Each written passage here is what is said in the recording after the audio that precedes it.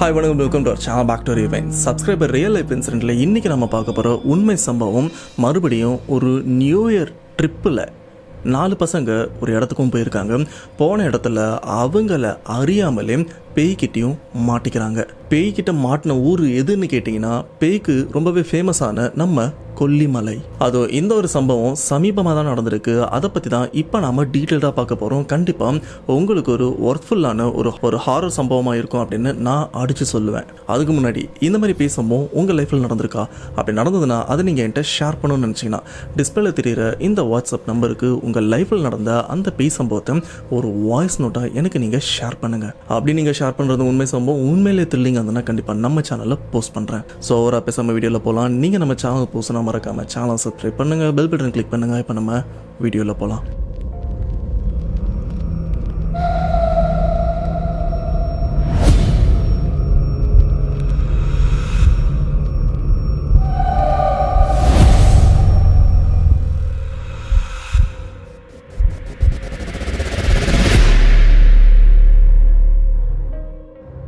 இந்த சம்பவத்தை நமக்கு ஷேர் பண்ண சப்ஸ்கிரைபர், இவரோட நேம் விக்கி. இவர் தேனியை சேர்ந்தவர். இந்த ஒரு பேய் சம்பவம் விக்கி இவர் கூடவே இன்னும் 3 ஃப்ரெண்ட்ஸும் இருக்காங்க. மொத்தமாக 4 பேர். இவங்க 4 பேருக்குமே தான் இந்த ஒரு சம்பவம் ஃபன்னாக போயிட்டு வரலாம் அப்படின்னு கொல்லிமலைக்கும் போகிறாங்க. அப்படி போன இடத்துல தான் இவங்களுக்கும் ஒரு பயங்கர சம்பவமும் நடந்திருக்கு. அதுவும் 2024 முடிஞ்சு 2025 நியூ இயர் ஸ்டார்ட் ஆகுது பார்த்தீங்களா? இப்போ தான் ஒரு 1.5 வாரத்துக்கு முன்னாடி. ஸோ இந்த 2025 ஒரு ஃப்ரெஷ்ஷான சம்பவத்தை தான் இப்போ நம்ம பார்க்க போகிறோம். சரியா 2024 கடைசி மாதம், அதாவது டிசம்பர் கடைசி மாசம் இந்த சம்பவத்தை நமக்கு ஷேர் பண்ண சப்ஸ்கிரைபர், இவரோட நேம் விக்கி. இவர் தேனியை சேர்ந்தவர். அண்ட் விக்கி இவருக்கு ஒரு 3 ஃப்ரெண்ட்ஸ் வந்துட்டு இருக்காங்க. இவங்க எல்லாருமே சின்ன வயசுல இருந்து ஒன்னாதான் வளர்ந்துட்டு இருக்காங்க. வெளியில எங்க போனாலும் ஒன்னாதான் போவாங்க. அண்ட் விக்கி மற்ற ஃப்ரெண்ட்ஸ் எல்லாருமே ரெகுலரா வேலைக்கும் போயிட்டு இருக்காங்க. இது வரைக்கும் இவங்க இந்த புது வருஷம் அப்படின்னும் போது வெளியில போய் என்ஜாய் பண்ணதும் இல்லை, ஒரு வேற ஊருக்கு போயிட்டு ஃபன் பண்ணலாம் அப்படின்னு எதுவுமே பண்ணதில்லை. அண்ட் இந்த சம்பவம் நடக்கிறதுக்கு முன்னாடி கூட பார்த்தீங்கன்னா இவங்களுக்கு சரி இந்த நியூ இயர்க்கு வெளியில போகலாம் அப்படின்னு கூட தோணலை. ஜஸ்ட் அப்படியே ஃப்ளோல தான் இவங்களும் இருந்திருக்காங்க. பட் கடைசியாக அந்த தேதி டிசம்பர் மாதம் 28, 29, 30ன்னு வரும்போது விக்கி இவருக்கும் தோண ஆரம்பிக்குது, என்னடா எப்பவுமே வேலையை தான் பார்த்துட்டு இருக்கும், வேலையை தவிர்த்து வேறு எதுவுமே பண்ண முடியல. அந்த புது வருஷம் வேறு பிறக்க போகுது, பேசாமல் இந்த நியூ இயரை நம்ம ஏன் வெளியில் போய் செலிப்ரேட் பண்ணக்கூடாது அப்படின்னு விக்கி இவரும் யோசிச்சிருக்காரு.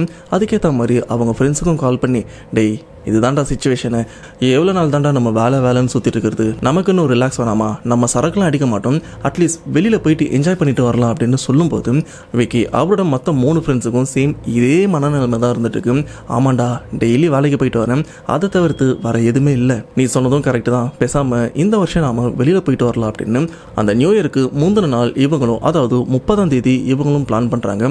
பட் பிளான் பண்ண அன்னைக்கு இவங்க கிளம்புறாங்கன்னு பார்த்தீங்கன்னா அன்னைக்கு கிளம்பல, கடைசி நாளான 31ஆம் தேதி தான் இவங்களும் கிளம்புறதுக்காக எல்லா விஷயத்தையுமே தயார் பண்ணுறாங்க. 2 பைக்கும் இவங்க கிட்ட இருக்கு. இப்போ இந்த 4 பசங்களுமே என்ன பண்ணுறாங்கன்னா பிளானே இல்லாமல் ஒரு சடன் பிளான் போடுறாங்க. ஆக்சுவலாக இந்த மாதிரி நியூ இயர் செலிப்ரேஷன் பண்ண போகிறதா இருந்தால் நிறைய பேர் இன்க்ளூடிங் நானாக இருந்தாலும் என்ன பண்ணுவேன்னா வேற ஊருக்கு போயிட்டு என்ஜாய் பண்ணுறதா இருந்தால் கண்டிப்பாக போகிறதுக்கு ஒரு வாரத்துக்கு முன்னாடி 1 மாதத்துக்கு முன்னாடி அங்கே ரூம் எல்லாம் பார்த்து வச்சு புக் பண்ணிட்டு தான் போவோம். அப்போ தான் புது இடத்துக்கு போகிற நமக்கு எந்த வித தொல்லையுமே இல்லாமல் டைரெக்டாக ரூமுக்கு போகணுமா ரிலாக்ஸ் ஆனோமான்னு இருக்கும்.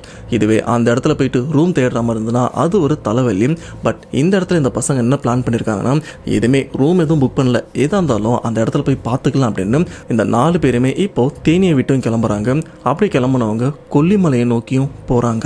இப்படி 31ஆம் தேதி கிளம்புன இந்த 4 பசங்களுமே கொல்லிமலைக்கு சாயங்காலம் போய் ரீச் ஆயிடுறாங்க. பட் ரீச் ஆன உடனே இவங்களும் சரி ரூம் கிடைக்குமா அப்படின்னு சுற்றி தேடுறாங்க. ஆனால் சீசன் டைம் அப்படின்றதுனால ரூமோட ரேட்டு அதிகமாகவும் இருக்குது. அண்ட் அஃபோர்டபுளான ப்ரைஸில் பார்த்தீங்கன்னா ரூம் எதுவுமே கிடைக்கல. இதனாலே விக்கி கூட இருக்கிற மற்ற பசங்க எல்லாருமே தனித்தனியாக போய் தேடி பார்க்குறாங்க. கடைசி வரைக்கும் இவங்களுக்கு ஏற்ற மாதிரி எந்த ரூமும் கிடைக்கல.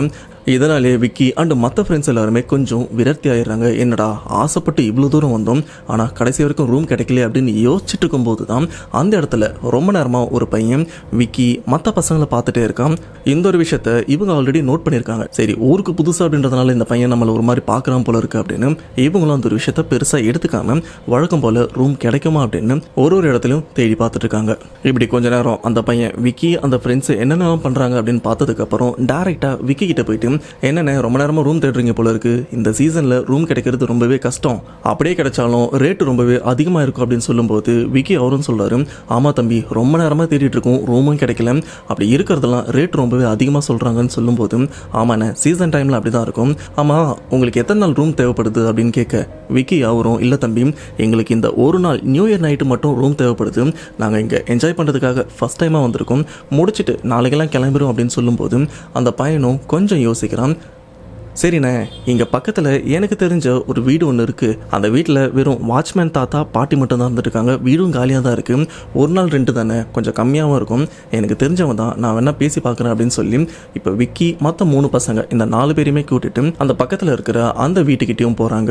ரொம்ப தூரம்லாம் இல்லை, காடு மாதிரி கொஞ்சம் பாதெல்லாம் போகுது. அதுக்குள்ளே போனதுக்கப்புறம் ஒரு வீடும் இருக்குது. பட் அது வீடு கிடையாது, ஒரு பெரிய பங்களோ.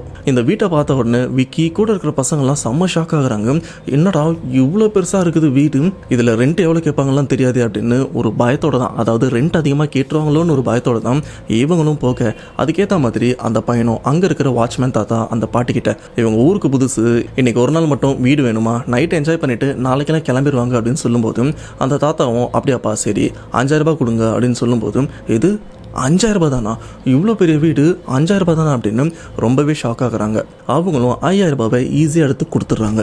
இப்படி காசெல்லாம் வாங்கினதுக்கப்புறம் அந்த தாத்தா பாட்டி அந்த பங்களாலே மாடி மேலே இருக்கிற ஒரு பெரிய ரூமையும் கொடுக்குறாங்க. அப்படிப்பட்ட அந்த பெரிய ரூமுக்குள்ளே தான் இப்போ இந்த 4 பேருமே போகிறாங்க. உள்ளே போனதுக்கப்புறம் அவங்க திங்ஸ் எல்லாம் வச்சுட்டு கொஞ்சம் ரெஸ்ட் எடுக்கிறாங்க. ஏன்னா கிட்டத்தட்ட ஒரு 250 கிலோமீட்டர் இவங்களும் ட்ராவல் பண்ணி வந்திருக்காங்கல்ல. இப்படி பசங்க நல்லா ரெஸ்ட் எடுக்கிறாங்க. இருட்டவும் ஆரம்பிக்குது. இருட்டினதுக்கப்புறம் பசங்களை எந்திரிச்சு வெளியிலையும் போகிறாங்க சாப்பாடு வாங்குறதுக்காக. அண்ட் இந்த 4 பேருக்குமே சிகரெட் பிடிக்கிறது, சரக்கு அடிக்கிற பழக்கம்லாம் கிடையாது. போய் நல்ல சாப்பாடு வாங்கிட்டு வரலாம் அப்படின்னு இவங்களும் அங்கே இருக்கிற சாப்பாடு கடைக்கெல்லாம் தேடி பிடிச்சி நல்ல சாப்பாடும் வாங்கிட்டு ரிட்டன் இவங்க தங்கி இருக்கிற அந்த பங்களோ அந்த இடத்துக்கு வந்துட்டு இருக்கும்போது பார்த்தீங்கன்னா அந்த பங்களோக்கு கொஞ்சம் பக்கத்துலயா அவுட் ஹவுஸ் மாதிரியும் இருக்கு. அந்த அவுட் ஹவுஸோட வாசல்ல பார்த்தீங்கன்னா ஒரு பையன், கொஞ்சம் சின்ன பையன் தான், உட்காந்து ஓன்னு ஒப்பாரி வச்சு அழறா மாதிரி அழுதுட்டும் இருக்கான். அதுவும் தனியாக உட்காந்துட்டு இருக்கான். இந்த ஒரு விஷயத்த பார்த்த விக்கி கூட இருக்கிற மற்ற 3 ஃப்ரெண்ட்ஸுமே, டேய் எதுக்குற அந்த பையன் அப்படி ஆடுறான், ஏதாச்சும் பிரச்சனையாக இருக்குமோ, சரி வா போய் என்னன்னு கேட்கலாம் அப்படின்னு இங்கே இருக்கிற 4 பேருமே இப்போ அந்த சின்ன பையனை நோக்கியும் போகிறாங்க.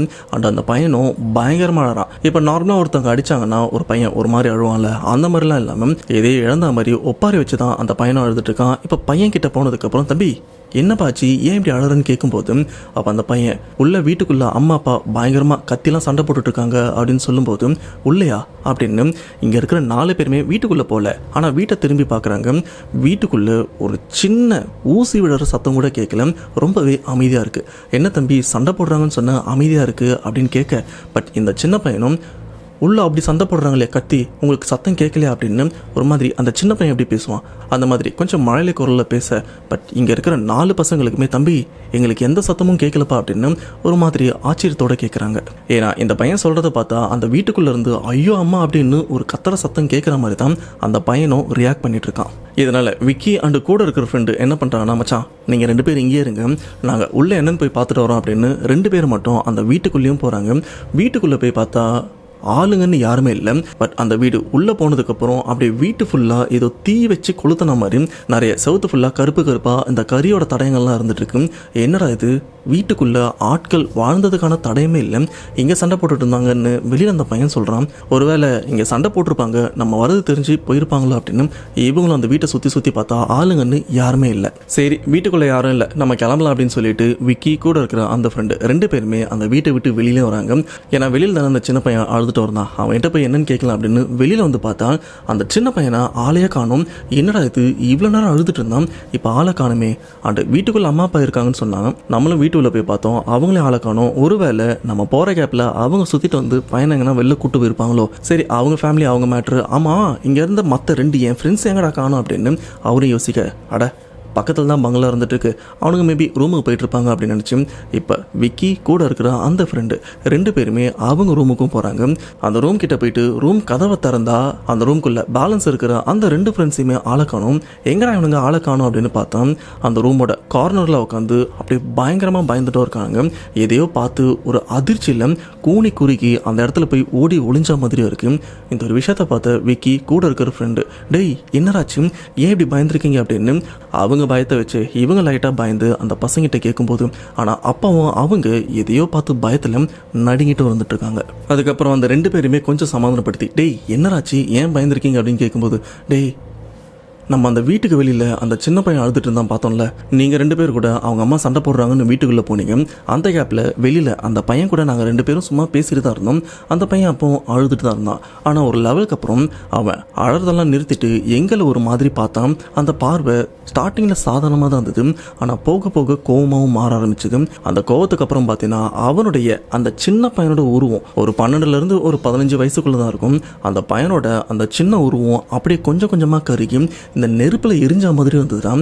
அப்படிப்பட்ட அந்த பையனோட உருவம் எகிரி எங்களையும் தாக்க வந்தான். அண்டு ஒரு மாதிரி கோரமான குரலில் கத்திட்டும் இருந்தான். இதை கேட்ட எங்களால் அதிர்ச்சி தாங்க முடியாமல் அந்த இடத்த விட்டு அலறி அடித்து ஓடி வந்தோம்னா, நாங்களும் பயத்தில் என்ன பண்ணுன்னு தெரியாமல் ரூம்குள்ளே வந்துட்டோம்டா, ரொம்பவே பயமாக இருக்குது அப்படின்னு சொல்லிட்டே இருக்கும்போது பார்த்தீங்கன்னா இப்போ இந்த ரூமோட கதவை யாரோ தட்டுறாங்க. யார் தட்டுறா? ஒருவேளை வாட்ச்மேன் தாத்தாவாக இருப்பாங்களா அப்படின்னு நினச்சி விக்கி கூட இருக்கிற ஃப்ரெண்டு இவங்க 2 பேருமே போயிட்டு கதவை திறந்தா இவ்வளோ நேரம் அந்த அவுட் ஹவுஸில் ஒரு சின்ன பையன் அழுதுட்டு இருந்தால அந்த பையன் தான் இப்போ என்னென்ன என்னை அங்கேயே விட்டு வந்துட்டீங்க, அண்ட் எங்கள் அம்மா அப்பா சண்டை போடுறாங்கன்னு சொன்னேன், அதெல்லாம் கண்டுக்காமல் இங்கே வந்துட்டீங்க, வாங்க சமாதானப்படுத்தி வைங்க அப்படின்னு இப்போ இங்கே இருக்கிற விக்கி அண்ட் அந்த ஃப்ரெண்டை கூப்பிட்டுட்டும் இருக்கான். இதை பார்த்து பயந்த விக்கி கூட இருக்கிற ஃப்ரெண்டும் சரி தம்பி நீ போயிட்டே இரு, இதோ வந்துடும் அப்படின்னு சொல்ல. பட் அந்த பையன் இவ்வளோ நேரம் சாதாரணமாக பேசுகிறவன் இப்போது அதான் சண்டை போடுறாங்கன்னு சொன்னல, வரமாட்டியா, இப்போவே நீ வரமாட்டியா அப்படின்னு ஒரு மாதிரி ஆக்ரோஷமான குரலில் கத்த. உடனே விக்கி இவர் என்ன பண்ணுறாருனா அந்த கதவை அப்படியே இழுத்து மூடிடுறாரு. மூடி தாப்பால் போட்டு இப்போ இவங்க 4 பேருமே ஒன்றா ஒரு பயத்தோட ஓரமாக போய் உட்காந்துடுறாங்க. இது நடக்கிறது எல்லாமே இப்போது நைட் டைமில் தான். இந்த ஒரு சமயம் வெளியில் இருக்கிற அந்த பையனும் அந்த கதவை ரொம்பவே ஆக்ரோஷமாக தட்டி கதவை தர அப்படின்னு பயங்கரமாக விட்டால் அந்த கதவை உடஞ்சிரும் போல இருக்கு. அந்த மாதிரி ஒரு பலத்த சத்தத்தோட அந்த கதவையும் தட்டிட்டு இருக்கான், இல்லை அடிச்சிட்டு இருக்கான். ஆனால் இந்த இடத்துல விக்கி இவரு கூட இவங்க 3 ஃப்ரெண்ட்ஸுமே இருக்காங்க அப்படின்னு நினச்சி தான் அந்த ரூம்குள்ளேயும் சைலண்ட்டாக இருக்க. பட் கொஞ்ச நேரம் கழிச்சு டேய் குமார் எங்கடா அப்படின்னு கேட்க, குமாரா இங்கே தான் இருக்கான் அப்படின்னு திரும்பி பார்த்தா அந்த இடத்துல இவங்க ஃப்ரெண்டான குமாரை ஆளையும் காணும். எங்கே போயிருப்பான் அப்படின்னு பாத்ரூம்லாம் செக் பண்ணி பார்த்தா இப்போ இந்த ரூம்குள்ளே விக்கி அவரோட இன்னும் 2 ஃப்ரெண்ட்ஸ் 3 பேர் தான் இருக்காங்க. குமார் அப்படின்ற ஒரு நண்பரை இந்த ரூம்குள்ளேயே ஆளை காணும். எப்படி இவங்க வெளியில் போயிருப்பான் அப்படின்னு ஒரு மாதிரி மண்டை பிச்சுக்கிறாங்க. ஏன்னா கதவு எல்லாத்தையுமே சாத்தி தான் வச்சுருக்காங்க. இன்னொரு ஹைலைட்டான விஷயம்னு பார்த்தீங்கன்னா வாசலில் அந்த சின்ன பையன் ஆரம்பத்தில் சாதுவாக பேசிட்டு இருந்தால அதுக்கப்புறம் தானே ஆக்ரோஷமாக பேச ஆரம்பித்தான், கதவெல்லாம் தட்டினான். அந்த சமயம் வரைக்கும் குமார் அப்படின்ற ஒரு நண்பர் ரூம்குள்ளே தான் இருந்தார். அந்த குமார் அப்படின்ற ஒரு நண்பர் யாருன்னு பார்த்தீங்கன்னா அந்த சின்ன பையன் அந்த வீட்டு வாசலில் அழுதுட்டு இருக்கும்போது விக்கி இன்னொரு ஃப்ரெண்டு இவங்க 2 பேர் மட்டும்தானே அந்த வீட்டுக்குள்ளே போய் பார்த்துருப்பாங்க. மற்ற 2 ஃப்ரெண்டும் வீட்டுக்கு வெளியில் அந்த பையன் கூட இருந்திருப்பார்ல, அதில் ஒரு ஃப்ரெண்டு தான் குமார். இப்போ அந்த குமாரை ரூம்குள்ளே காணணுன்னு இவங்களுக்கும் என்ன பண்ணுறதுன்னு தெரியல. டேய் அவன் எங்கே போனான் தேடணுண்டா அப்படின்னு இவங்களும் யோசிக்கும் போது இவ்வளோ நேரம் கதவை தட்டிட்டு இருக்கிற அந்த ஒரு சத்தம் அப்படியே அமைதியாக இருக்கு. அப்படியே அமைதியானதுக்கப்புறம் இவங்களும் கொஞ்சம் பொறுத்திருந்து பார்க்குறாங்க மறுபடியும் அந்த சின்ன பையன் வரானான்னு. பட் அந்த இடத்துல அந்த சின்ன பையனோட நடமாட்டம் இல்லைன்னு தெரிஞ்சதுக்கப்புறம் பொறுமையாக கதவை திறந்து பார்க்குறாங்க. முடிஞ்ச வரைக்கும் அந்த பங்களாவில் குமார் இவர் எங்கேயாச்சும் இருக்காரா அப்படின்னு செக் பண்ணி பார்த்தா எந்த இடத்துலையுமே குமாரை ஆளை காணும். டேய் இந்த பங்களாவில் அவன் இல்லைடா, ஒருவேளை அந்த அவுட் ஹவுஸ் கிட்ட அந்த சின்ன பையன் அழுதுட்டு இருந்தால அந்த இடத்துல இருப்பானோ அப்படின்னு ஒரு டவுட்டோட தான் இப்போ இந்த 3 ஃப்ரெண்ட்ஸுமே அந்த அவுட் ஹவுஸ் கிட்ட அந்த நைட் டைம்லையும் போகிறாங்க.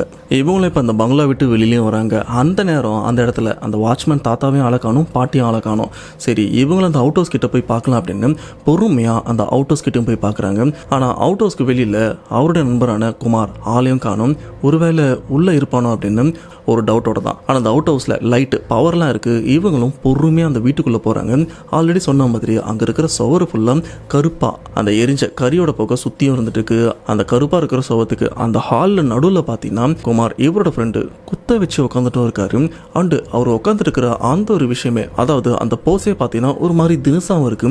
என்னடா இவன் சம்மந்தமே இல்லாமல் இங்கே உட்காந்துட்டு இருக்கான், அதுவும் இப்படி உட்காந்துட்டு இருக்கானே அப்படின்னு இவங்களுக்கும் கொஞ்சம் பயம் வருது. டேய் இங்கே என்ன பண்ணுற, வா ரூமுக்கு போகலாம் அப்படின்னு குமார் அவரையும் கூப்பிட்றாங்க. ஆனால் குமார் அவரும் தொட வரும்போது அப்படியே தள்ளியும் போகிறாரு. டேய் வாடா போகலாம், டைம் ஆகுதுடா, நியூ இயர் வேறு செலிப்ரேட் பண்ண வேண்டியிருக்கு, இன்னும் கொஞ்சம் நேரத்தில் நியூ இயரும் வந்துடும் அப்படின்னு கூப்பிடும்போது திடீர்னு குமார் பெண்ணுடைய குரலையும் பேசுகிறார். அவன் வரமாட்டான், அவன் இங்கே தான் இருப்பான், அவங்க கூட வரமாட்டான் அப்படின்னு ஒரு பெண்ணுடைய குரலையும் பேச இங்கே இருக்கிற விக்கி மற்ற ஃப்ரெண்ட்ஸுக்கா அப்படியே தூக்கி வாரி போடுது. அந்தளவுக்கு பயப்படுறாங்க. டேய் என்னடா இவன் திடீர்னு பொண்ணு வயசில் பேசுகிறான், இவனுக்கு என்ன ஆச்சு அப்படின்னு யோசிச்சுட்டு இருக்கும்போது அந்த இடத்துல ஒரு சின்ன பையனோட குரலும் கேட்குது. இல்லைம்மா நானும் போக மாட்டேன், நானும் இங்கே தான் இருப்பேன் அப்படின்னு ஒரு சின்ன பையனோட குரலும் கேட்குது. இப்படி பெண்ணுடைய குரலில் குமார் இவரும் பேச ஒரு சின்ன பையனோட குரலும் சைட்லையும் கேட்க இந்த கேப்பில் பார்த்தீங்கன்னா இந்த அவுட் ஹவுஸ் உள்ள இதுக்கு முன்னாடி ஒரு சின்ன பையன் அழுதுட்டு இருந்தான் பார்த்தீங்களா, அந்த பையன் வீட்டுக்குள்ளே என்ட்ரு ஆகிறான். சாதாரண மனுஷ உருவத்தில் தான் என்ட்ரு ஆகிறான். இதை பார்த்து விக்கி இவரும், தம்பி என்னப்பா நடக்குது இங்கே, என் ஃப்ரெண்டு கூப்பிட்டா வரமாட்டான் அப்படின்னு சொல்லும்போது அந்த பையனும் விசித்திரமாக பேசுகிறான். இப்படி அந்த பையன் விசித்திரமாக பேசுகிறத பார்த்து பயத்திலே பார்த்தீங்கன்னா விக்கி இவர் கூட இருக்கிற மற்ற 2 ஃப்ரெண்ட்ஸுமே அந்த இடத்துல அப்படியே பயத்தில் மயக்கமும் போட்டுடுறாங்க. அண்டு விக்கி இவரும் கொஞ்சம் தைரியத்தோடு இருக்கும்போது அந்த பையன் அவனோட சுயரூபத்துக்கு இதுக்கு முன்னாடி எரிஞ்சு தீஞ்சு போன மாதிரி ஒரு உருவத்துக்கு மாறும் தான் சொன்னாங்கல்ல, சேம் அந்த மாதிரி உருவத்துக்கும் மாறி விக்கி இவரை பலார்னு பேய் அடின்னு சொல்லுவாங்க பார்த்தீங்களா, அந்த மாதிரி அடிச்சிருக்கான். அப்படி அடித்ததுக்கப்புறம் விக்கி இவருக்கும் என்ன நடந்தது அப்படின்னு ஞாபகமும் இல்லை. அவர் அந்த இடத்துல மயக்கம் போட்டிருக்காரு. இதுக்கப்புறம் சரியா 2 மணி நேரம் கழிச்சு இவங்களுக்கும் மொழி போகிறது, கண்ணை திறந்தும் பார்க்குறாங்க. விக்கி இவர் கண்ணை முடிச்சதுக்கப்புறம் கூட இருக்கிற மற்ற 2 ஃப்ரெண்டையும் எழுப்பி விடுறாங்க. அந்த எந்திரிச்சதுக்கப்புறம் எங்கே இருக்காங்கன்னு பார்த்தா இவங்க அந்த பங்களாவில் மாடியில் ஒரு ரூமில் தங்கியிருப்பாங்களே, அந்த ரூமுக்கு இவங்க 3 பேருமே எப்படி வந்தாங்கன்னு தெரில. இப்போ அந்த ரூமில் தான் இவங்க 3 பேருமே இருக்காங்க. அப்போ விக்கி கேட்குற விஷயம், டேய் குமார் எங்கடா, நம்ம மட்டும்தான் இருக்கோம், அவன் எங்கே, ஒருவேளை அவன் அந்த அவுட் ஹவுஸில் தான் இருக்கானோ அப்படின்னு இவங்களும் அந்த கதவை போய் திறக்கிறாங்க. பட் வெளியில் லாக் பண்ணியிருக்குல்ல. இவங்க 3 பேருமே இப்படி முட்டி மோதி அந்த கதவை உடச்சிட்டு தாழ்பால்லாம் உடச்சிட்டு அந்த ரூமை விட்டு வெளியில் வராங்க. வெளியில் வந்ததுக்கப்புறம் அந்த அவுட் ஹவுஸ்க்கு போகலாம் அப்படின்னு படிலாம் இறங்கி வரும்போது இப்போ அந்த இடத்துல அந்த வாட்ச்மேன் தாத்தாவையும் பார்க்குறாரு. தாத்தாவை பார்த்ததுக்கப்புறம் இவங்களுக்கு கொஞ்சம் ரிலாக்ஸ் ஆகுது. அந்த தாத்தா கிட்ட, தாத்தா இங்கே என்ன நடக்குது, ஏதோ உருவம்லாம் பார்க்குறோம், சாதாரண சின்ன பையன் பேய் மாதிரி மாறுறான், என் ஃப்ரெண்டு பொண்ணு குரலெல்லாம் பேசுகிறான், இங்கே என்ன நடக்குது, இது என்ன வீடு, சாதாரண வீடா இல்லை பேய் வீடா அப்படின்னு கேட்கும்போது அந்த வாட்ச்மேன் தாத்தாவும், தம்பி என்ன லூஸ் மாதிரி வளரிட்டுருக்கீங்க, இங்கே அந்த மாதிரி எதுவுமே கிடையாது, சும்மா இந்த மாதிரி வளரிட்டு இருக்காதீங்க அப்படின்னு அந்த வாட்ச்மேன் தாத்தா விக்கி இவரை கொஞ்சம் திட்டி விட்டுறாரு. இது மட்டும் இல்லாமல் அந்த வயசானவரும், தம்பி ஒரு நைட்டு தானே ரூம் கேட்டீங்க, டைம் ஆயிடுச்சு கிளம்புங்க அப்படின்னு சொல்லும்போது விக்கி கூட 2 ஃப்ரெண்டு இருக்காங்களே, அதில் ஒருத்தரோட பேர் செல்வா. அவரும், யோ என் ஃப்ரெண்டை காணுன்னு சொல்கிறேன், நீ நடனா ஏதோ லூஸ் மாதிரி பேசிகிட்டு இருக்கேன், இப்போ இங்கே என்ன நடக்குது, என் ஃப்ரெண்டு எங்கே இருக்கான்னு சொல்கிறியா இல்லை போலீஸில் கம்ப்ளைண்ட் பண்ணவா அப்படின்னு சொல்லும்போது அந்த வாட்ச்மேன் தாத்தா இவ்வளோ நேரம் கொஞ்சம் சாதாரணமாக தானே இருந்தார், அப்படியே அவரோட சுயரூபமும் இந்த இடத்துல மாற ஆரம்பிக்குது. இங்கே இருக்கிற இந்த 3 பசங்களுமே பார்த்து ஒரு மாதிரி சிரிக்கவும் ஆரம்பிக்கிறது. அதாவது திமிருத்தனமாக சிரிப்பாங்கள்ல, அந்த மாதிரி சிரிச்சுட்டு, எது போலீஸ்க்கு போவியா போடா அப்படின்னு அந்த தாத்தாவுடைய குரல் சாதாரணமாக அந்த குரல் ஆக்ரோஷமாகவும் மாற ஆரம்பிக்குது. அதுக்கப்புறம் தான் இவங்களுக்கும் தெரியுது இங்கே இருக்கிற இந்த கிழவன் செத்து போய் ரொம்ப வருஷம் ஆகுது அப்படின்னு. இது மட்டும் இல்லாமல் அந்த தாத்தாவோட உருவமும் அப்படியே அந்த சின்ன பையன் மாறின மாதிரி எரிஞ்ச மாதிரி மாறவும் ஆரம்பிக்குது. இதை பார்த்ததுக்கப்புறம் தான் இவங்களுக்கும் தெரியுது, டேய் பேய்கிட்ட மாட்டிட்டு கொண்டா அப்படின்னு அந்த இடத்த விட்டு 3 பேருமே ஓடுறாங்க. அதாவது இந்த வீட்டை விட்டு வெளில ஓடுறதுக்காக ஓடும்போது இதில் விக்கி இவரும் திடீர்னு கால் தடுக்கி கீழே விழுந்துடுறாரு. ஏன்னா அவங்க கண்ணு மண்ணு தெரியாமல் ஓடி இருக்காங்க. அப்படி கீழே விழுந்ததுக்கப்புறம் தான் அவங்களே யோசிக்கிறாங்க, யாராவது கீழே இருக்கா அப்படின்னு போய் பார்த்தா இவங்க ஃப்ரெண்டு ஒருத்தர் குமார்ன்னு பேய் பிடிச்ச மாதிரி இருப்பார்ல, அவர் தான் இப்போ கீழேயும் இருக்காரு. அவரை எழுப்புறாங்க, அவரும் அந்த இடத்துல எந்திரிக்கல, மயக்கமான மாதிரி தான் இருக்காரு. அண்ட் இங்கேருந்து கொஞ்சம் தள்ளி சின்னதாக குட்டை மாதிரி தண்ணியும் இருக்குது. போய் தண்ணி எடுத்துகிட்டு வந்து இவர் மூஞ்சிலையும் ஊற்றினதுக்கப்புறம் தான் இவரும் அப்படி துடிச்சு எந்திரிக்கிறாரு. எந்திரிச்ச உடனே, டேய் நான் உயிரோட தான் இருக்கேண்ணா, நான் இன்னும் சாவலை அப்படின்னு சொல்லும்போது, டேய் இன்னும் கொஞ்சம் நேரம் இங்கே வந்தனா கண்டிப்பாக செத்துருவோம், இந்த இடத்த விட்டு போயிடலாம் அப்படின்னு முடிஞ்ச வரைக்கும் இவங்களும் போராடுறாங்க. இவங்க நல்ல நேரம் இவங்க வெளியில் போயிட்டு சாப்பாடுலாம் வாங்கிட்டு வந்திருப்பாங்களே, அப்போ பைக்கில் தான் வெளில போயிட்டு வந்திருப்பாங்க. அந்த பைக்கோட சாவி அந்தந்த பர்சன், அதாவது விக்கியோட பைக் சாவி அவர் பாக்கெட்டில் தான் இருக்குது, இன்னொரு ஃப்ரெண்டோட பைக் சாவி அவரோட பாக்கெட்டில் தான் இருக்குது. ஸோ சாவி எடுத்துகிட்டு பைக் ஆன் பண்ணி இந்த இடத்த விட்டு வெளியில் வந்துடுறாங்க. கொஞ்சம் அப்படியே ரோடு பக்கமாக வந்ததுக்கப்புறம் அங்கே ஆட்கள் நடமாட்டம்லாம் இருக்குது. அங்கே ஒரு டீ கடைக்கிட்டையும் வண்டி நிறுத்துறாங்க. டீ கடை பக்கத்துலேயே பார்த்தீங்கன்னா சாப்பாடு கடையும் இருக்குது. அப்படி டீ கடை கிட்ட வண்டி நிறுத்தினதுக்கப்புறம், டேய் ரொம்பவே பசிக்குதுடா, ஏன்னா சாப்பிட்றதுக்காக அவ்வளோ சாப்பாடு வாங்கிட்டு வந்தோம், அண்ட் நியூ இயர் நைட்டுக்கு கேக்கு வெட்டலாம் அப்படின்னு வாங்கிட்டு வந்தோம், ஆனால் நம்ம வந்த நோக்கமே இப்போ இல்லாமல் போயிடுச்சு அப்படின்னு ரொம்பவே கஷ்டப்பட்டு இருக்காங்க. சரிடா பசிக்குது சாப்பிட்லாம் அப்படின்னு பக்கத்தில் இருக்கிற அந்த ஹோட்டல்லையும் போகிறாங்க. போயிட்டு விக்கி செல்வா கூட இருக்கிற இன்னொரு ஃப்ரெண்டு இவங்க 3 பேருமே வெஜ்ஜில் சாப்பாடும் ஆர்டர் பண்ணுறாங்க. பட் பேய் பிடிச்சதுன்னு சொன்ன பார்த்தீங்களா குமார் அப்படின்றவர், அந்த இடத்துல அப்படியே ஏறுக்குமாரம் அங்கே இருக்கிற அசைவ சாப்பாட்டு எல்லாத்தையுமே ஆர்டர் பண்ணுறாரு. அப்படி ஆர்டர் பண்ணதில் கொஞ்சம் கூட வேஸ்ட் பண்ணாமல் பயங்கரமாக சாப்பிட்றாரு. இப்படி இந்த அளவுக்கு இந்த பையன் சாப்பிட்றத பார்த்து அந்த ஹோட்டலில் இருக்கிறவங்களே கொஞ்சம் மிரண்டு போகிறாங்க. என்னடா ஆள் பார்க்குறதுக்கு இப்படி இருக்கும், இத்தனை பேர் சாப்பாடை சாப்பிட்றான் அப்படின்னு அவங்களே கொஞ்சம் வியந்து பார்த்ததா சொல்கிறாங்க. ஆனால் இதை பார்த்து விக்கி கூட இருக்கிற ஃப்ரெண்ட்ஸ்லாம், சரி அவனுக்கு தான் இவ்வளோ பிரச்சனை நடந்தது, ரொம்ப டயர்டாக இருப்பான் போல இருக்குது, நல்லா சாப்பிட்டோம் அப்படின்னா அவங்களும் ஃப்ரீயாக விட்டுறாங்க. பட் வழக்கத்தை விட ரொம்பவே அதிகமாக சாப்பிட்றானே அப்படின்னு அவங்களுக்குள்ள மைண்டில் ஓடிட்டு தான் இருக்குது. இப்போ இதுக்கப்புறம் சாப்பிட்டதுக்கு பெரிய அமௌண்ட்டாக பில்லை பே பண்ணுறாங்க. பில் பே பண்ணதுக்கப்புறம் நைட்டாக இதுக்கப்புறம் நம்ம இங்கே இருக்கக்கூடாது, இந்த இடத்த விட்டு கிளம்பிடலாம், நம்மளுடைய கொஞ்சம் திங்ஸ்லாம் அந்த ரூமில் தான் இருக்குது, ஆனால் அந்த பக்கம் போக வேண்டாம், போனால் என்ன வேணாலும் நடக்கலாம், ட்ரெஸ்ஸு போனது போட்டோம், ஒரு செட்டு தானே, மற்றபடி மொபைல் வண்டியெல்லாம் இருக்குது, இங்கேருந்து கிளம்பிடலாம் அப்படின்னு சொல்லிட்டு இவங்களும் நைட்டோட நைட்டாக கொல்லிமலையிலேருந்து இவங்க சொந்த ஊரான தேனிக்கும் கிளம்பிடுறாங்க. இப்படி ஒரு 3-4 மணி நேரம் ட்ராவலுக்கு அப்புறம் இவங்க சொந்த ஊருக்கு வந்துடுறாங்க. வந்ததுக்கப்புறம் இந்த ஒரு விஷயத்தை பற்றி வீட்டில் இருக்கிற யார்கிட்டையுமே சொல்லலை, சைலண்ட்டாக அவங்கவுங்க வீட்டில் போயிட்டு படுத்துக்கிறாங்க. அண்ட் ஆல்ரெடி பொழுது விடிஞ்சிருச்சு. கொஞ்ச நேரம் படுத்ததுக்கப்புறம் விக்கி இவருக்கும் ஃபோன் கால் வருது. யாருன்னு பார்த்தா குமார், பேய் பிடிச்சது பார்த்தீங்களா, அவரும் கால் பண்ணி டேய் எங்கடா இருக்கு அப்படின்னு கேட்க, டேய் நைட்டு ஃபுல்லாக ட்ராவல் பண்ணோம், டயர்டாக இருக்குது, படுத்துட்டு இருக்கேன் அப்படின்னு விக்கி இவரும் சொல்கிறாரு. சரி இந்த இடத்துக்கு வந்துரு அப்படின்னு சொல்ல விக்கி இவரும் என்னடா எதுக்கு வர சொல்கிற அப்படின்னு கேட்க, டேய் காரணம்லாம் கேட்காத ஒழுங்கா வா அப்படின்னு சொன்னதுக்கப்புறம் விக்கி இவரும் சரிடா வரேன் அப்படின்னு ஃபோனை கட் பண்ணிவிட்டு ஃப்ரெஷ் ஆகிட்டு இப்போ குமார் ஒரு இடத்துக்கு சொன்னார்ல அந்த இடத்துக்கும் போயிட்டுருக்காரு. அந்த ஸ்பாட்டில் போய் பார்த்தா செல்வா அண்ட் இன்னொரு ஃப்ரெண்டு இருப்பாங்க பார்த்தீங்களா, அவங்க விக்கி இவர் வரதுக்கு முன்னாடி இருக்காங்க. டேய் நீங்கள் 2 பேரும் இங்கே என்னடா பண்ணுறீங்க அப்படின்னு கேட்க, டேய் குமார் கால் பண்ணாண்டா, எது கால் பண்ணான்னு தெரில, வர சொன்னா அதனால தான் வந்தேன் அப்படின்னு சொன்னதுக்கப்புறம் அப்போ தான் இவங்களுக்கே தெரியுது, ஓகே நம்ம எல்லாருமே தான் இங்கே வர சொல்லியிருக்கான், ஏதாச்சும் இம்பார்ட்டண்டான விஷயமா இருக்கும் அப்படின்னு. அப்படி இவங்க எல்லாருமே வந்த லொக்கேஷன் எதுன்னு பார்த்தீங்கன்னா குமார் அவரோட வீட்டு வாசலில் தான் நின்றுருக்காங்க. என்ன இவன் நம்மளை வர சொல்லிட்டு இன்னும் வெளில வரல அப்படின்னு யோசிச்சுட்டு இருக்கும்போது தான் வீட்டோட கதவை திறக்கிற சத்தமும் கேட்குது. அந்த வீட்டுக்குள்ளேருந்து ஒரு பெண் வெளியிலையும் வராங்க. சரி குமாரோட அம்மாவாக இருப்பாங்கன்னு நினச்சி இவங்க சாதாரணமாக பேசிகிட்டு இருக்க, இல்லையே குமாரோட அம்மா மாதிரி இல்லை, இது ஏதோ குமார் தான் பொம்பளை வேஷம் போட்டுட்டு வர மாதிரி இருக்குது அப்படின்னு திரும்பி பார்த்தா உண்மையிலே குமார் இவர் தான் இந்த காஞ்சனா படம் கெட்டப்பில் புடவெல்லாம் கட்டிட்டு நெத்தியில் பெரிய பொட்டு வச்சுட்டு பூலாம் வச்சுட்டு ஒரு மாதிரி பெண் மாதிரி நடந்து வர விஷயத்த பார்த்து, டேய் என்னடா பண்ணுற, லூஸ் மாதிரி பண்ணிட்டு இருக்க, புடவை கட்டிட்டு பொம்பளை கெட்டப்பில் இந்த மாதிரி வெளியில் வரைய, என்னடா லூசு மாதிரி பண்ணுற, என்னடா ஆச்சு அப்படின்னு கேட்க, அப்போ குமார் அவரும் ஏன் நான் புடவை கட்டிட்டு இருக்கிறது உனக்கு பிடிக்கலையா அப்படின்னு இங்கே இருக்கிற அந்த 3 பேர்கிட்டையுமே ஒரு மாதிரி சிலுங்குற மாதிரி கேட்குறாரு. இதை பார்க்கும்போது இவங்களுக்கு ஒரு மாதிரி தான் இருக்குது. ஏன்னா இவ்வளோ நாள் நல்லா நடந்துட்டு இருந்த அந்த பையன் திடீர்னு இந்த மாதிரி ஆக்ஷன்லாம் கொடுக்கும்போது இந்த விஷயத்த அவங்களால ஏற்றுக்க முடியல.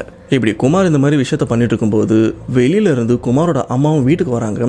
வரும்போது டேய் என்னடா இது ஏன் இப்படி பண்ணுற அப்படின்னு ஒரு மாதிரி கோவத்தோட குமாரை பார்த்து கேட்கும்போது அப்போ குமார் அவர் என்ன பண்ணுறாருனா அவங்க அம்மானு கூட பார்க்காம ஓங்கி அரைஞ்சிடுறாரு.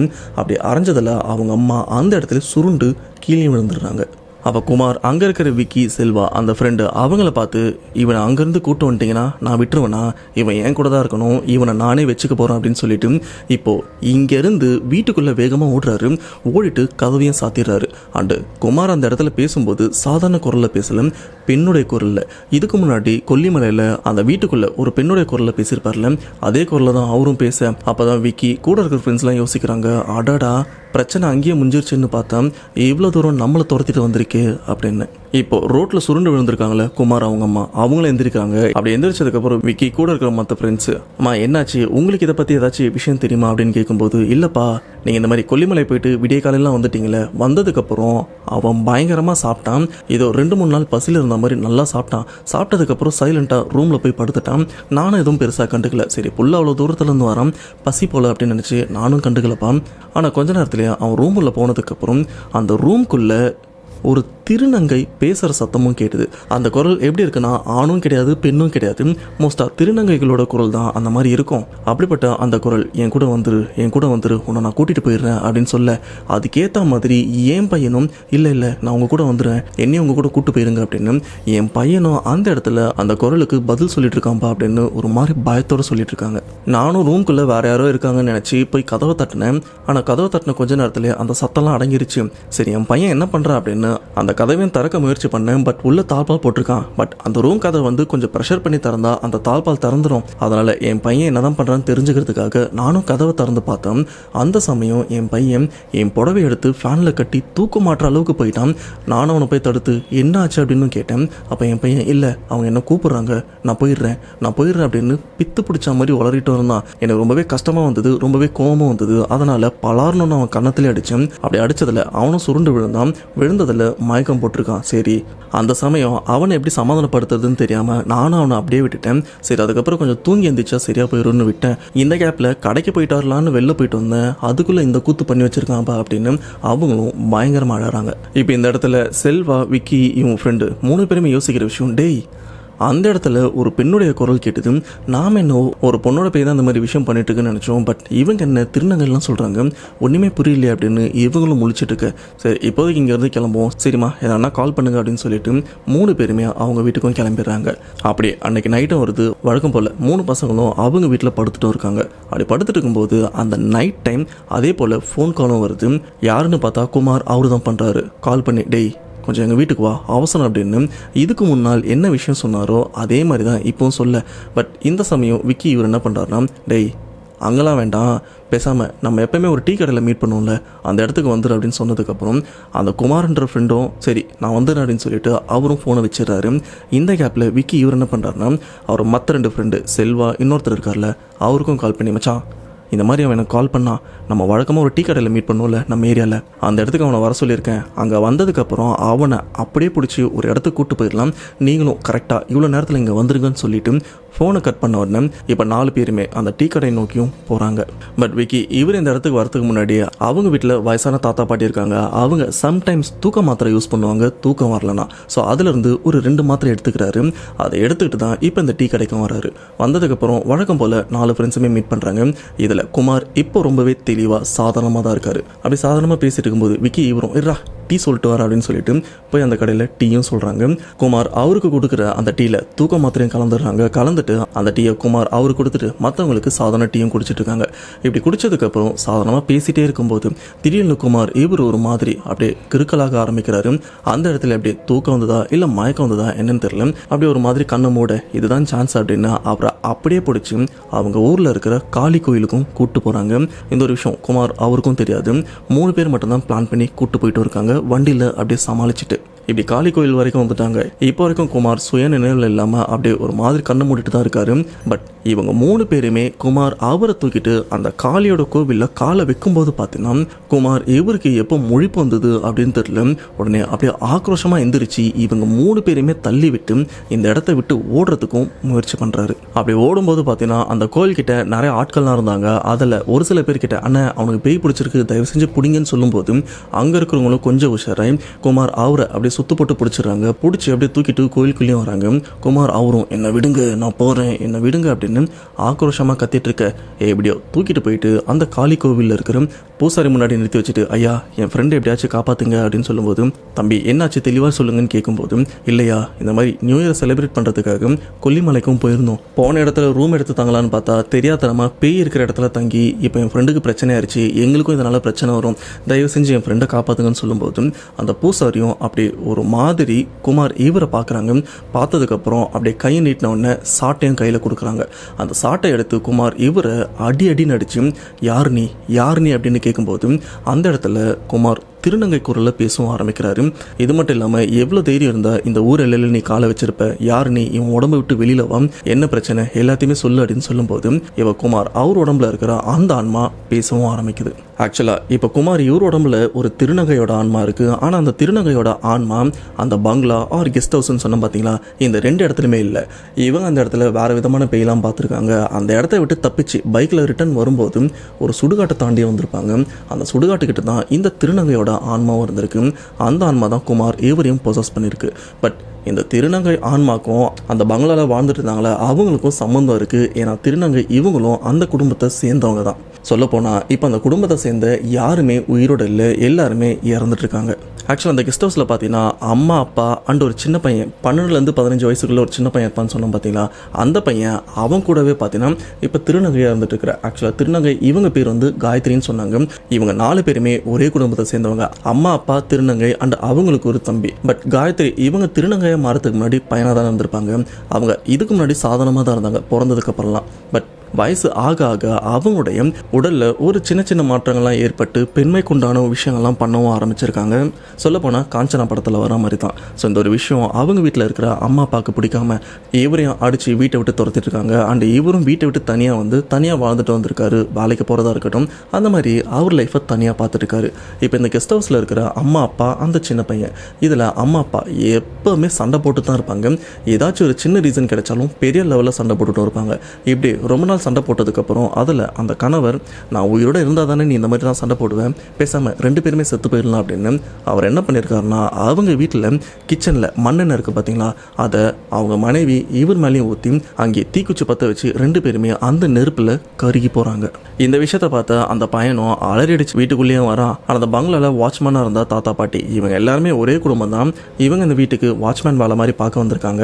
அப்படியே அங்கேயே தங்கி அங்கேயே வேலை பார்த்துட்டு இருந்திருக்காங்க. இதில் அந்த தாத்தாக்கும் சத்தம் கேட்டு என்ன பிரச்சனை அப்படின்னு வீட்டுக்குள்ளே ஓடி வரும்போது பார்த்தீங்கன்னா ஆல்ரெடி அந்த வீட்டில் நெருப்பு ஃபுல்லாக பரவி இருக்கு. அந்த மண்ணெண்ணெயால் இது மட்டும் இல்லாமல் கிச்சனில் கேஸும் இருந்திருக்கு. ஆல்ரெடி கேஸ் கீழே ஆனில் தான் இருக்குது. ஸோ அதில் டியூப்பில் வந்து அந்த நெருப்பு பட்டு அந்த கேஸும் பற்றி அந்த இடத்துல வெடிச்சிருக்கு. இதில் அப்பா அம்மா அந்த சின்ன பையன் தாத்தா இவங்க 4 பேருமே காலி.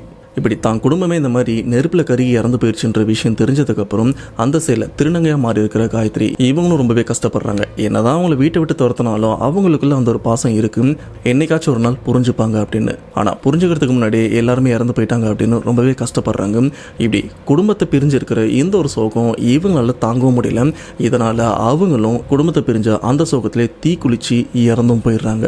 இப்போ இந்த இடத்துல குறிப்பாக சொல்ல போனால் அந்த குடும்பத்தில் இருக்கிற எல்லாருமே நிறைவேறாத ஆசையால் இறந்து போனதுனால இப்போ பேயா அந்த வீட்டை தான் சுற்றிட்டு வந்துட்டு இருக்காங்க. இன்கேஸ் அங்கே யாராச்சும் வந்தாங்கன்னா அவங்கள பொசஸ் பண்ணி அவங்க மூலிமா அந்த ஆசையை தீர்த்துக்கலாம் அப்படின்னு. அதுவும் எப்படின்னா இப்போ வரைக்கும் நாங்கள் சாகலை, இப்போ வரைக்கும் நாங்கள் உயிரோடு இருக்கோம் அப்படின்ற மாதிரி அவங்களும் அதே பங்களாவில் ஒரு மனுஷ உருவத்தில் சுற்றி வந்திருக்காங்க. இந்த ஒரு விஷயம் அங்கே இருக்கிற அந்த பாட்டிக்கு தெளிவாக தெரியும். பட் இப்படியாச்சும் இவங்க சுற்றிட்டு இருக்கட்டுமே அப்படின்னு அவங்களும் அந்த ஒரு விஷயத்த அப்படியே விட்டு அவங்க கூடவே வாழ ஆரம்பிச்சிட்டாங்க. அப்போ இங்கே இருக்கிற எல்லாருமே அக்கா நாங்கள் உங்கள் குடும்பத்துக்கு எதுவுமே பண்ணலை, நாங்கள் ஒரு நாள் தங்கிட்டு போகலான்னு தான் வந்தோம், தேவையில்லாமல் எதுக்கு எங்களை தொந்தரவு பண்ணுறீங்க, தயவு செஞ்சு விட்டுருங்க அப்படின்னு கையெடுத்து கும்பிட்டு அவங்ககிட்டயும் மன்னிப்பு கேட்குறாங்க. பட் இருந்தாலும் அங்கே இருக்கிற அந்த அம்மா ஆன்மா இல்லை, இவனை பார்க்குறதுக்கு என் பையன் மாதிரி இருக்கான், நான் உங்களெலாம் எதுவும் பண்ண மாட்டேன், ஆனால் இவனை மட்டும் நான் என் கூடவே கூப்பிட்டு போயிடுறேன் அப்படின்னு ஒரு மாதிரி ஆக்ரோஷமாக சொல்ல இந்த ஒரு விஷயத்தை கேட்டு அங்கே பூசாரி இருக்கார் பார்த்தீங்களா, அவரும் மறுபடியும் சாட்டை எடுத்து அந்த இடத்துல ஒரு மாதிரி சாமி வந்த மாதிரி ஆடவும் ஆரம்பிக்கிறாரு. அப்போது அந்த ஆன்மா குமார் அவர் உடம்புல தான் இருந்துட்டு இருக்கு. அப்போ அந்த பூசாரி அவர் என்ன பண்ணுறாருன்னா காளி கழுத்துல இருந்து ஒரு கயிறு எடுத்துகிட்டு வந்து அந்த கயித்தை குமார் இவரோட கழுத்துலையும் கட்டி விடுறாரு. கட்டி விடும்போது அங்கே இருக்கிற அந்த ஆன்மா அதுக்கு அலோ பண்ணவே இல்லை, ஆக்ரோஷமாக கத்திட்டே இருக்க. ஆனால் இதெல்லாம் நான் கண்டுக்கிற மாதிரி இல்லை அப்படின்னு அந்த பூசாரியும் கட்டி விட்டுறாரு. அப்படி கட்டினதுக்கப்புறம் குமார் அந்த இடத்துல மயக்கம் போட்டு கீழே விழுந்துடுறாரு. அப்போ அந்த பூசாரி அங்கே இருக்கிற விக்கி அவர்கிட்டையும் கூப்பிட்டு, தம்பி இந்த பிரச்சனை தொட முடியல, இப்போ அந்த ஆன்மா உன் ஃப்ரெண்டு பக்கத்தில் தான் இருந்துட்டுருக்கு, தெரிஞ்சோ தெரியாமலோ உன் நண்பன் அந்த கயிறை கழட்டுவானோ அப்படின்னு அதுவும் எதிர்பார்த்துட்ருக்கு, அதுக்கு மட்டும் வாய்ப்பு கொடுத்துடாதீங்க அப்படின்னு சொல்லி வச்சுருக்காங்க. தயவு செஞ்சு ஒரு பெரிய கோயிலுக்கு கூப்பிட்டு போயிட்டு இந்த ஒரு விஷயத்த சீக்கிரம் சரி பண்ண முடிஞ்சால் பண்ணுங்க, இல்லைனா உன் நண்பரை நீங்கள் காப்பாற்றுறது ரொம்பவே கஷ்டம் அப்படின்னு அந்த பூசாரியும் சொல்லிடுறாரு. ஸோ இதனால் இந்த சம்பவம் நடந்து 1 வாரமும் ஆகுது. இப்போ வரைக்கும் குமார் அவரோட கழுத்தில் அந்த கயிறு இருந்துட்டு தான் இருக்குது. இப்போ வரைக்கும் அவர் கொஞ்சம் நார்மலாக தான் இருந்துட்டுருக்காரு. பட் இந்த பிரச்சனை முடிஞ்சு வெறும் 1 வாரம் தானே ஆகுது, மறுபடியும் அந்த கயிறு கலண்டா இவரோட லைஃப் என்ன ஆகுறது அப்படின்னு ரொம்பவே பயந்துட்டு இருக்காங்க. ஆனால் அந்த வீடியோ பார்த்துட்டு இருக்கிற நம்ம பிடிஆர் ஃபேமிலி கிட்ட உதவியும் கேட்டிருக்காங்க, இந்த பிரச்சனையிலேருந்து குமார் இவரை எப்படி காப்பாற்றுறது அப்படின்னு.